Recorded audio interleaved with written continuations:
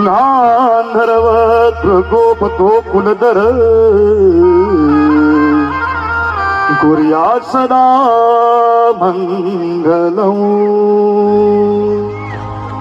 મારામાં ગોર મહારાજ દ્વારા હસ્તમેળાપની વિધિ એટલે કે કન્યાદાનની, એમ કહેવાય કે પાણી ગ્રહણની વિધિ, જેનો 7 જન્મો જન્મનો છે, જેમના નસીબમાં આજે એકમેકના સાથ જોડાયા છે.